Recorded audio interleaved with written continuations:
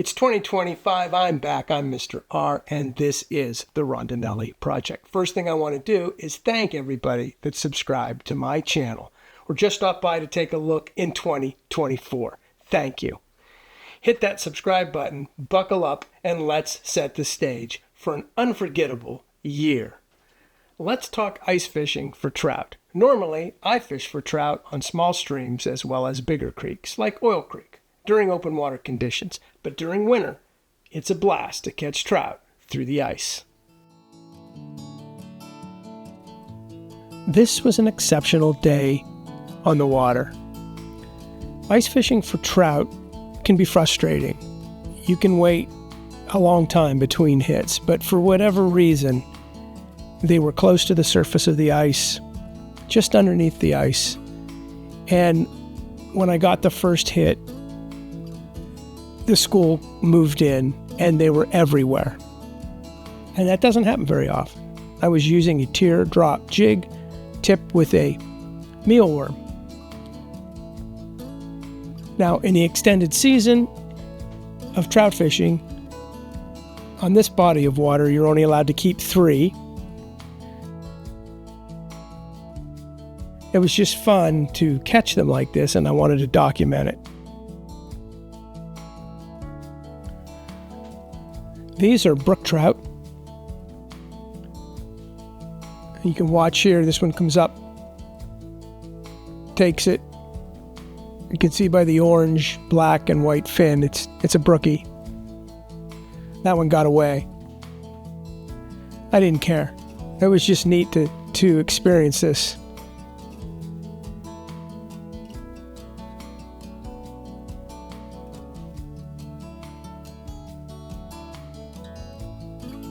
I'm only using 4-pound test line. And at the end of this clip here, a montage of catching these trout that day, I'll explain, what I was using. And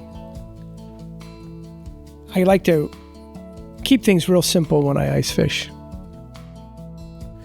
Now, the more I caught, the numbers increased and they kept coming. I've never seen it like that. I've spent a lot of time ice fishing, but this was really a neat experience. And you try to tell somebody that and they call you a liar. And it was a really, really cool day. They were in a feeding frenzy. They were like sharks, and they showed up in masses. I kept 3 that day, and I can't tell you how many I caught. I don't know. 25, 30, 35.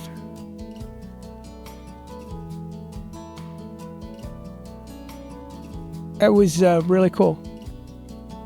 I'll never forget that day. And this really preserves the moment.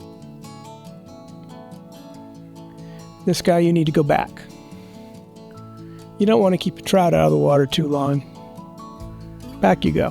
That was a cool day. You should get out there and ice fish. It's a lot of fun. I wanted to show that to you. Now let's talk a little bit about what you need to take with you. I like to keep things really simple when I go ice fishing. What you see here is the bare minimum. This is my auger. It's just a T-auger. It's not state-of-the-art, but it gets the job done. It drills a 6-inch hole through the ice in no time. It just requires good old-fashioned arm strength. This is called a schoolie. I'll show you this a little later in the video, but this is what you fish with. And it has an indicator on the end. It kind of acts like a bobber, but it lets you know when there's a fish on the end of the line, especially if you're in deeper water. This is my ice spoon. It takes the ice shavings out of the hole after you drill it, cleans the hole. And this is just not everything I use, but this is an assortment of different ice fishing jigs that I use for trout. And I like to use this container because there's numbers in there, and I will add to it and subtract, but eventually I know what numbers are catching, more fish.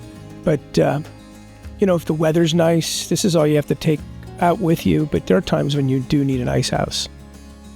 So take your gear and put it in a bucket. 2 rods, my ice spoon, some jigs, and my auger. This is the schoolie rod. This is what I use to catch the fish with. It's very simple. It has a reel. It has a tension set. The reel, I use 4-pound test. And it lets line down and picks it up. And on the end of that rod, there is an indicator.